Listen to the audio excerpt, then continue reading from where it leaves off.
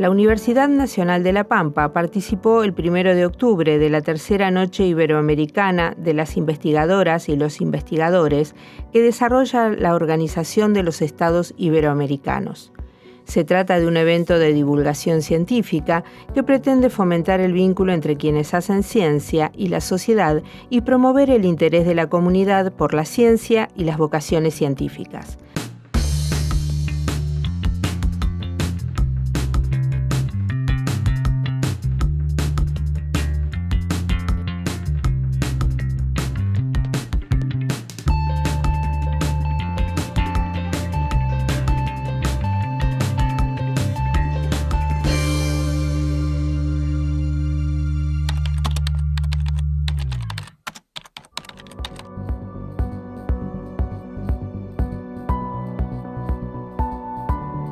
Ana Capilla es directora de Educación Superior y Ciencia de la Organización de Estados Iberoamericanos y está al frente de este proyecto. En entrevista con Ulpan TV nos cuenta cuándo comenzó este evento, cuáles son sus alcances y cómo ha evolucionado en el tiempo. La Noche Iberoamericana de los Investigadores es una traslación a nuestra región de una iniciativa que lleva años produciéndose en Europa. Digamos que es el gran evento de divulgación que se produce en Europa cada año, que es la Noche Europea de los Investigadores, que participan más de 350 ciudades europeas. Y nosotros en el año 2019 nos presentamos a la convocatoria que saca cada año la Comisión Europea dentro de un consorcio que lidera la Fundación Madrid+D, una fundación de la Comunidad de Madrid, donde en el proyecto ya hablábamos de que participara también países iberoamericanos. Y esto supuso, como ganamos esa convocatoria, que el primer año en el que hicimos la Noche Iberoamericana de los Investigadores fue en 2020, es decir, en plena pandemia. Y en aquel momento solo participaron 3 países iberoamericanos. La noche trata sobre todo, tiene un objetivo fundamental de divulgación, como hemos dicho, de acercar la sociedad a la ciencia y en concreto a los investigadores.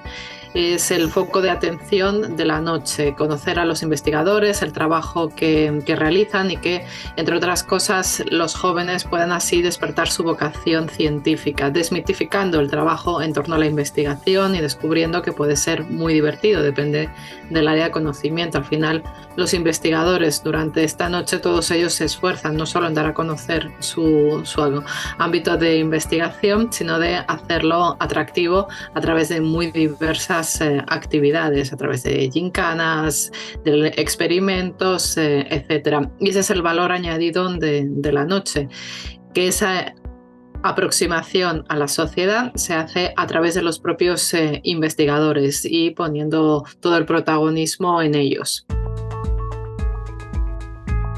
Y en tan solo 3 ediciones ya están participando 12 países de la región. Este año ha habido casi 500 investigadores en más de 200 actividades que se han programado en esos 12 países, que representan unas 100 instituciones, universidades, centros de investigación, museos, todo tipo de instituciones están participando en la noche.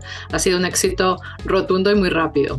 Sí, hay cuarta noche, lo tenemos cerrado porque, como digo, esto en realidad nosotros nos presentamos a la convocatoria de la Comisión Europea y son cada 2 años, va a haber una cuarta noche y esperamos que se sigan sumando países. Como hemos dicho, este año han sido 12 y esperemos que el próximo año haya más países. Y sobre todo ahora que salimos de la pandemia también que cada vez se vayan imponiendo más las actividades presenciales, junto con las virtuales. Para nosotros es importante las virtuales porque esas las pueden acceder personas de cualquier punto de la región, aunque sus países no participen. Yo, sobre todo, siendo vosotros una de las universidades participantes, que como digo, es cierto que nosotros formamos parte del consorcio que se presenta a la propuesta europea, pero nosotros, y digo Iberoamérica, no es un socio elegible a términos de la Comisión Europea, significa que no recibimos apoyo económico. Todo esto se hace con el esfuerzo de la OI y de las instituciones que participáis. Y sobre todo, pues el trabajo desinteresado, muy, muy generoso de los investigadores, que son los que proponen las actividades actividades, las universidades que ponen también los recursos y los medios para que ellos lo puedan llevar a cabo. Entonces tenemos que felicitarnos todos, porque mientras en Europa se hace con un enorme despliegue, no tengo más que, no voy a entrar en detalles, pero os podéis imaginar, con un gran despliegue, en Iberoamérica en 3 años hemos crecido enormemente y lo hemos hecho porque creemos en ello, porque es una iniciativa que estamos apoyando y estamos haciendo posible todas las instituciones participantes.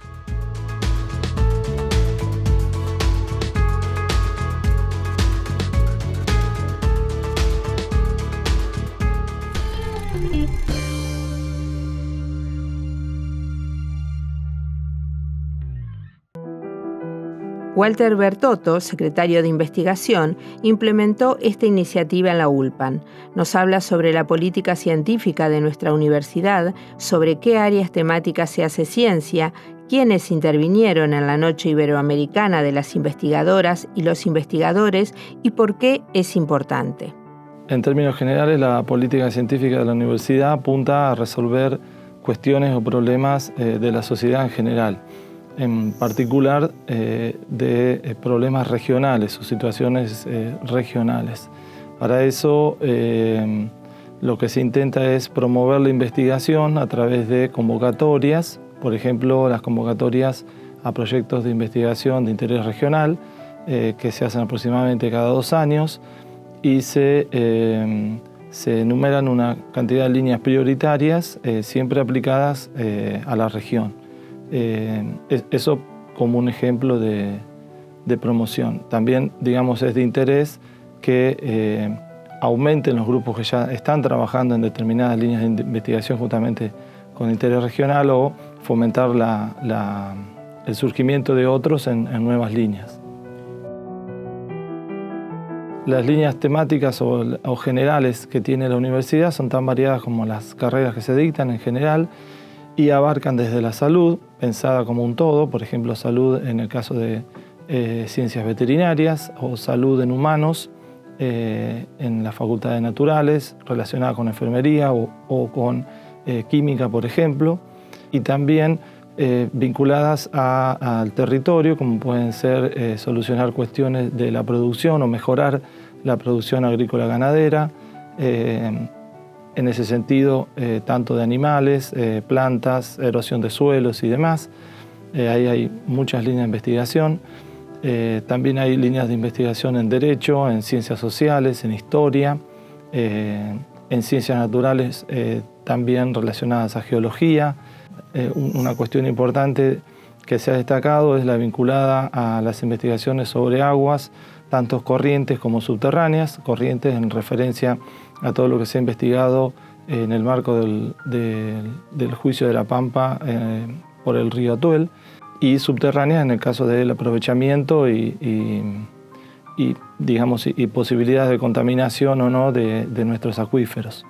Eso solo como ejemplos, ¿no? Hay una gran cantidad de otras líneas. La universidad cuenta con aproximadamente 700 investigadores categorizados. La participación en proyectos de investigación puede ser mayor porque participa gente que no se ha categorizado todavía. Estos proyectos alcanzan aproximadamente a 260, 220 aproximadamente financiados por la universidad dentro de la función ciencia y técnica, y también hay proyectos que administra la universidad y que son financiados por instituciones nacionales como pueden ser el CONICET, la agencia I+D+I, el COFECIT o alguna otra institución. En cuanto a los becarios, hay aproximadamente 160. También, si tenemos en cuenta los financiados por la universidad o los financiados por otras entidades nacionales, como las anteriores que mencionaba. La universidad participó de un evento denominado Noche Iberoamericana de los Investigadores, con producciones audiovisuales. En esta participaron 2 docentes de esta universidad, Claudio Montalvo, referida a fósiles en la provincia de La Pampa, y Carolina Miguel, de la Facultad de Ciencias Veterinarias, referida a anestesia de pequeños animales.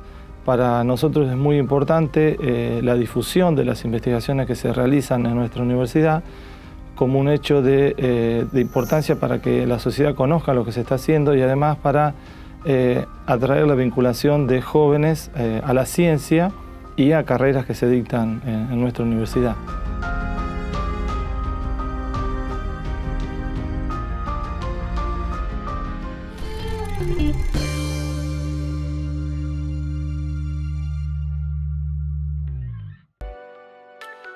Anestesiar pacientes tiene riesgos.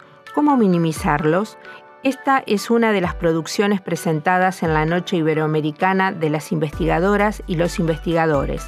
La protagonista es Carolina Miguel, médica veterinaria, docente e investigadora de la Facultad de Ciencias Veterinarias de la ULPAN, que desarrolla su trabajo científico en esta línea.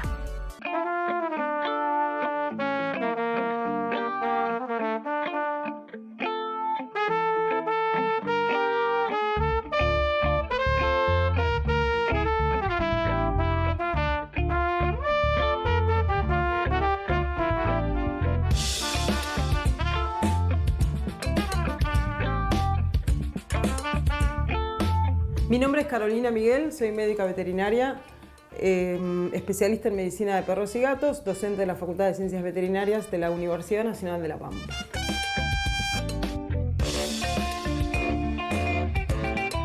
El extracto del proyecto del que vamos a hablar es anestesiar pacientes tiene riesgos, ¿cómo los minimizamos o cómo los podemos minimizar?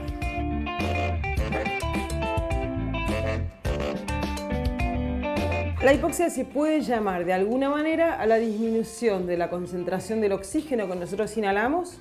Tiene que circular por la sangre, cuando eso baja su volumen por debajo de lo que deseamos, no solo de lo que deseamos, sino lo que tiene que llegar a todos los tejidos del organismo. Eso es hipoxia, es disminución de la concentración del oxígeno circulante en sangre. Lo podemos medir de una manera, ¿sí? Se llama saturación. Capaz que conocemos todos después del COVID el aparatito que nos mide cuánto de porcentaje de hemoglobina tenemos circulando. A eso podemos asumir, si está por debajo de lo normal, que sería 96, que un paciente tiene hipoxia.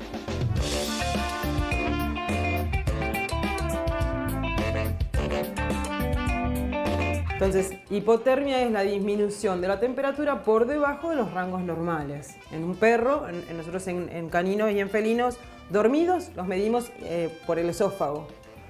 Y despiertos los medimos intrarrectal. Un termómetro, en vez de ponerlo acá, como nosotros, necesitamos saber cuál es su temperatura central. La normal es entre 38 y 39. Cualquier rango que vaya para arriba será hipertermia y por debajo de eso será hipotermia.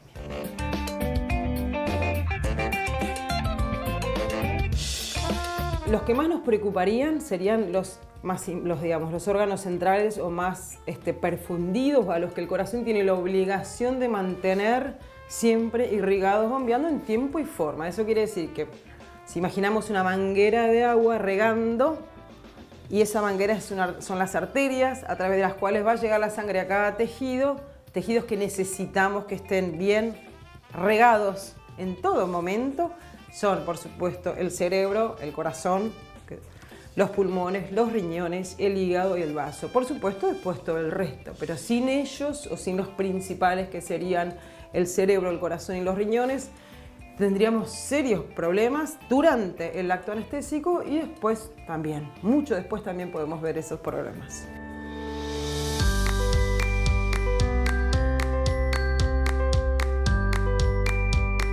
La auscultación cardiorrespiratoria es poder escuchar qué está pasando adentro del corazón y del área pulmonar, llamamos, que es la que ventila. Muchísima información nos puede dar algo tan sencillo, entre comillas, como el acto semiológico, que es el acto de poner las manos sobre el paciente y saber qué es lo que está pasando. Escuchar la cantidad de latidos, es decir, la frecuencia cardíaca, si es normal o no, si está aumentada, si está baja, si hay sonidos anormales, si las válvulas cardíacas cierran o abren mal, podemos inferirlo a través de que haya presenciado un soplo.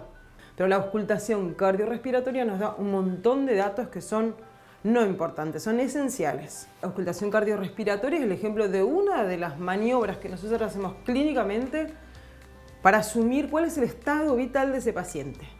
Son pocas, pero son muy importantes. Nosotros nos acostumbramos y enseñamos a nuestros estudiantes a inferir qué está pasando dentro de ese paciente según qué color tienen las mucosas, si están pálidas, muy enrojecidas, si están grises, azules, violáceas, ¿sí? Tenemos que saber cómo entró, cómo está ese paciente, fresco les decimos. Esa es una. La frecuencia respiratoria, tenemos que estar atentos a si ventila o no ventila solo. Si hay presencia o ausencia de reflejos neurológicos, ¿cuáles son? Depende de las drogas que usemos. Hay drogas que anulan todos los reflejos, hay drogas que nos dejan algunas para saber en qué estado de profundidad de la anestesia está ese paciente. Es decir, yo puedo generar una anestesia general y saber que depende de la droga que use, el globo ocular tiene que desaparecer, se rota hacia adentro y está blanco. Ese por ahí podría ser un estado que yo deseo llegar. Pero si tiene otro estado, la pupila se achica, son todos reflejos neurológicos en los que nosotros podemos a través de ellos inferir la profundidad del plano anestésico, se llama. La anestesia tiene distintos planos. Damos una droga, 1, 2, 3, 5, 6, un montón de drogas damos, pero entre todas vamos a generar un efecto que es abolir, que desaparezca el dolor, que no haya respuesta muscular de ninguna manera y que haya relajación muscular y que haya lo que se llama ausencia de la conciencia. Eso se llama hipnosis. Esos 3 factores tienen que estar presentes. Y nos damos cuenta clínicamente por la ausencia de reflejos, por la depresión de todo el sistema respiratorio y circulatorio. Todo eso son indicios, digamos, de en qué momento de la profundidad anestésica está ese paciente. Tiene un límite, que es la vida, ¿no? Porque si nosotros damos drogas indiscriminadamente, tiene un límite. Por supuesto, el mayor riesgo, el más importante, es la muerte.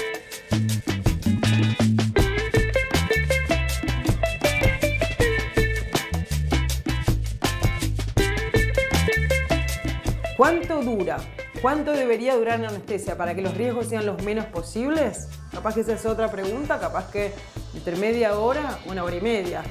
Después, si el paciente está estable, puede estar 5 horas conectado a un equipo de anestesia inhalada, sin dolor, compensado con buena presión arterial. ¿Cuál es la diferencia entre los humanos y nuestros pacientes? Es que, en primer lugar, desde el punto de vista fisiológico, somos altamente similares. Pero la gran diferencia es la percepción del dolor. Nosotros estamos llenos de tablas de cómo asumir el grado de dolor. Hay una Grimm Scale de gatos que es muy interesante, que salió hace poco, una colega que hace una escala de dolor en gatos. La bibliografía de bienestar animal, de animales de laboratorio, está llena, por suerte, de escalas para asumir si un paciente le está pasando mal o bien, a grandes rasgos. Por la expresión de la cara de un ratón, por los bigotes de un gato. La cara del perro por ahí tiene un poco más expresiva. Pero intraquirúrgico, en un paciente dormido, bueno, le aumenta la frecuencia cardíaca, empeora su calidad de pulso, aumenta la frecuencia ventilatoria, se sale de plano, se dice, algunos reflejos empiezan a aparecer.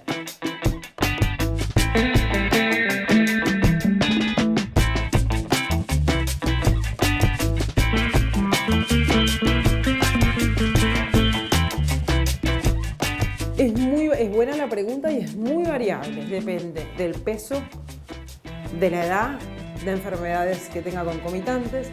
Y anestésicos hay, nosotros por ejemplo, en el procedimiento que nosotros vimos, usamos más de 9 drogas diferentes. Es una terapia multimodal. Ya lejos de usar 1 o 2 agentes anestésicos, usamos, por decirlo de alguna manera, la mejor dosis de cada uno para minimizar sus efectos malos o secundarios o los que no nos gustan y se potencian entre sí. Hay tantos factores que involucran la toma de decisiones de un protocolo ajustado para ese paciente. Es difícil dar una dosis, ¿no es cierto? Encima, aparte, todas las drogas tienen un rango. ¿Nos acordamos todas las dosis? No. Pues nosotros tenemos pacientes desde 200 gramos, como un gatito que amputamos, que vive en mi casa ahora, 200 gramos, hasta perros de 60 kilos.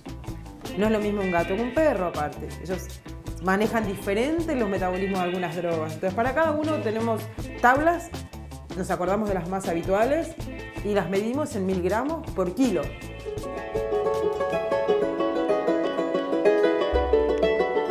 Cuando salen de la anestesia nuestros pacientes, es decir, le llamamos el despertar, es muy variable ver, es muy diferente cómo puede reaccionar cada uno.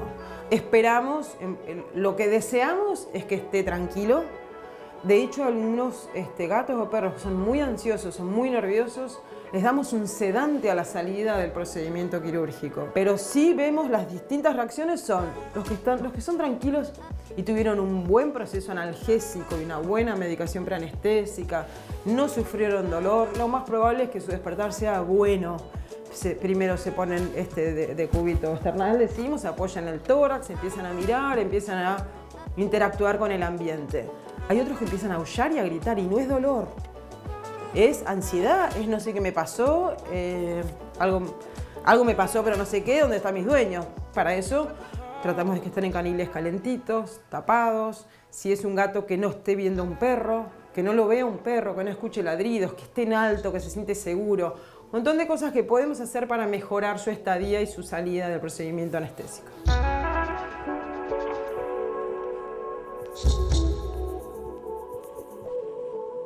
Los equipos que usamos, que él, digamos, en sus trabajos ha usado y nosotros usamos rutinariamente, son lo que llamamos tensiómetro. Intraquirúrgico usamos un monitor multiparamétrico, ¿sí? El tipo de medición arterial puede ser, se llama oscilométrica, ¿sí? Es no invasiva la que usamos nosotros, es decir, no metemos nada adentro de ninguna vena ni arteria. Simplemente ponemos un manguito, tenemos de distintos tamaños, imagínense que el nuestro entra en la panza de un gato.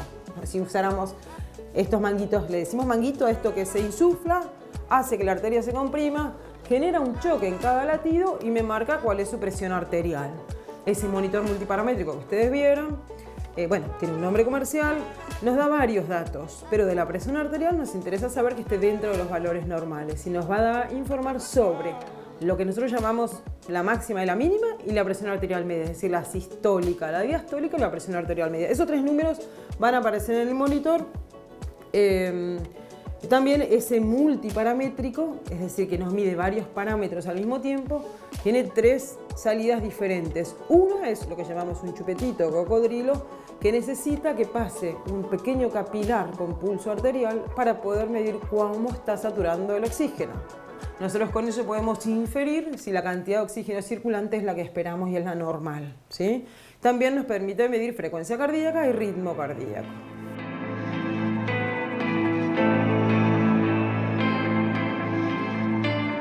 Un comunicógrafo común tiene un transductor, es decir, lo que usan los especialistas para apoyarnos en el cuerpo y ver hacia adentro. Esta ecografía, aparte, lo que tiene es que el Doppler lo que nos puede mostrar es si hay flujo o hay un movimiento en algún órgano o cavidad.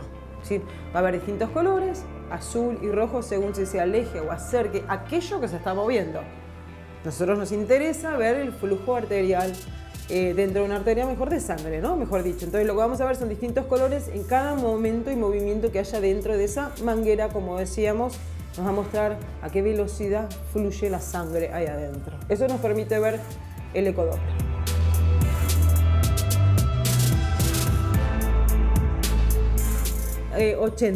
Entre 80 más o menos sería lo normal, entre 80 y 100 para pequeños animales. Un perro que tenga menos de 60 de presión arterial media me tengo que preocupar. Está hipotenso, claramente hipotenso. La saturación de oxígeno deberíamos poder mantenerla, digo mantenerla porque depende de nosotros. Si nosotros dormimos en ese paciente, aplacamos o minimizamos su capacidad de ventilar, lo ventilamos nosotros a mano o con un respirador, ¿no?